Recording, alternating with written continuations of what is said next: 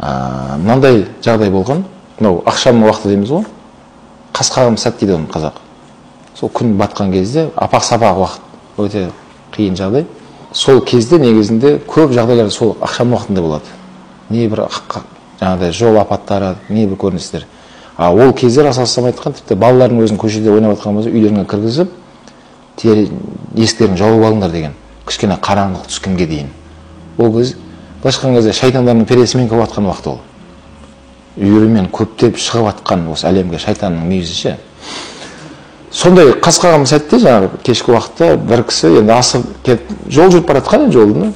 Сөйтіп анау адамдар өтетін жол ереже бар ғой жаңағы, пешоқат дейміз ба? Адам жүргінші жол. Содан бір баланы қағып кетеді. Жаңағы көлік жүргізуші. Сөйтіп тоқтай салып, баланы көлігіне салып алады да емханаға алып барады. Сөйтіп барып ана жерде палатаға жатқызып, бала дәрігермен жеке сөйлесіп жатыр. Мына бала осындай жағдай болды.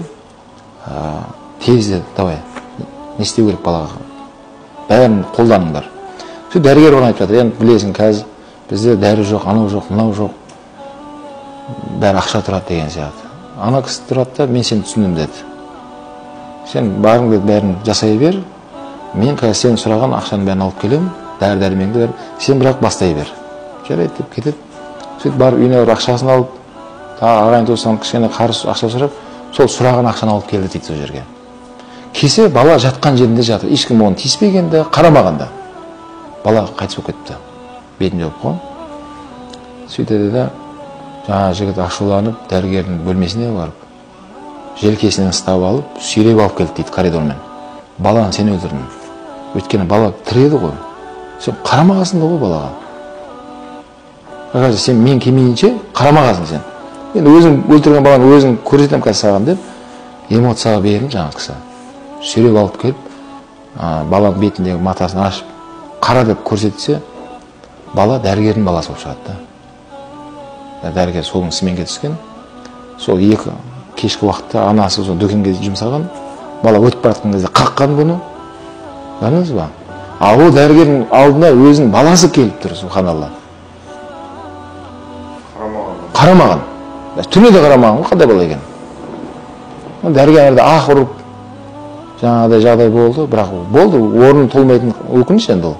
Балаға да. Бұл деген сөз, бұл оқиғадан біз не ғибрат алдық? Ол тек қана дәрігерге қатысты емес, бәрімізге қатысты нәрсе. Бұл деген сөз демек, Абай атамның тілімен айтатын болсақ, әр қазағым жалғызым. Осы хадистен шығарып жатыр, әр қазағым жалғызым. Әрбір баланы өзіміз баласымыздай көруіміз керек. Әрбір ересек кісіні әкемізде көруіміз керек.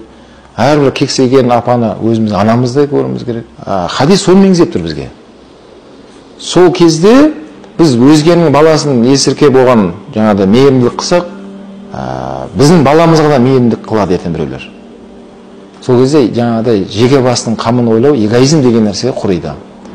Егер жеке басының қамын ойлап, әрқайсысы өзінің басын ойлап кетсе не болады? Онда хаос болады.